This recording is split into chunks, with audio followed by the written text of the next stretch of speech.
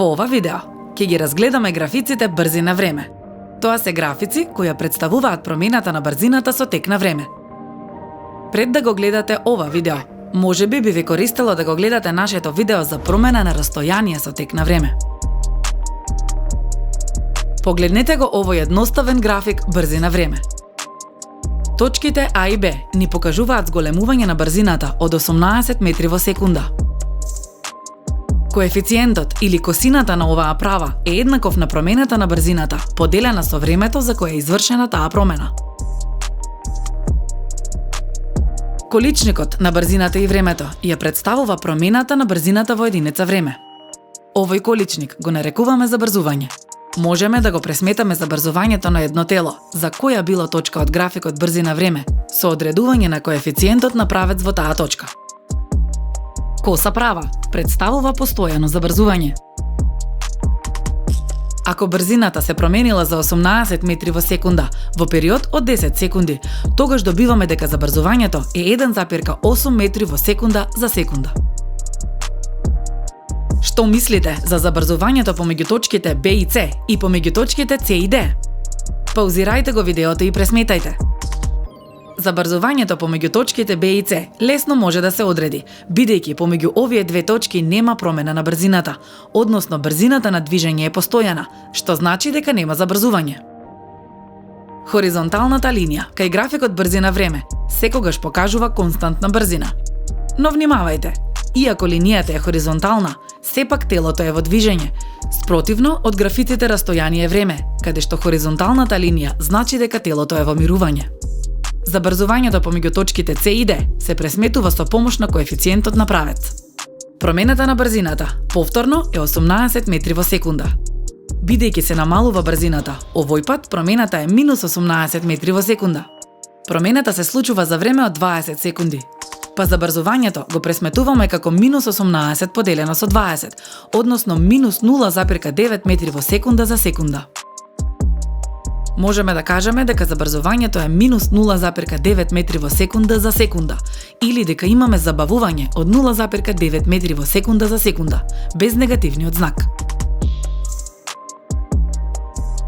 Доколку графикот има крива линија, тоа значи дека забрзувањето е променливо со текот на времето. Од графикот гледаме дека зголемувањето на забрзувањето е представено со крива линија, чиј коефициент постојано расте. Забавувањето пак има коефициент кој се намалува со текот на времето.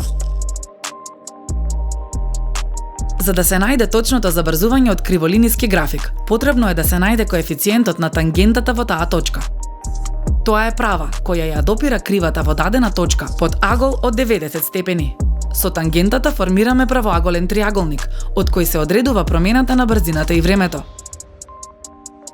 Графиците брзи на време имаат една посебна карактеристика, која ја немаат графиците растојание време, бидејќи брзината на едно тело се пресметува како количник од растојанието и времето.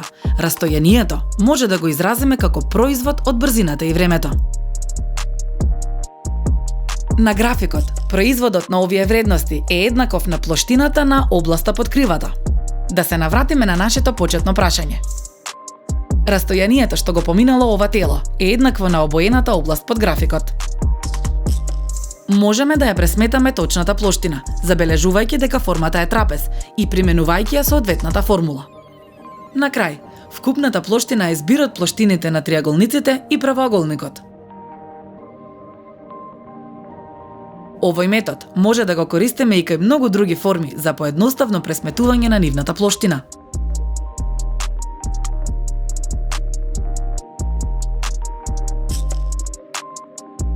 Овде ни е прикажана плоштината под графикот, поделена на 3 дела. Сега да се обидеме да ја пресметаме плоштината за секој од деловите. Да се потсетиме, плоштината на правоаголник се пресметува како производ од должина и ширина. Плоштина на триаголник е половина од производот на основа со соодветна висина. Паузирајте го видеото и пресметајте. Да ги споредиме решенијата. Делот А е триаголник и неговата плоштина е половина од производот на 10 и 18, што е еднакво на 90. Делот Б е производ на должината 20 со висината 18, што е еднакво на 360. Делот С се пресметува со користење на истата формула како кај А, односно половина од производот на основата 20 и висината 18, што е еднакво на 180.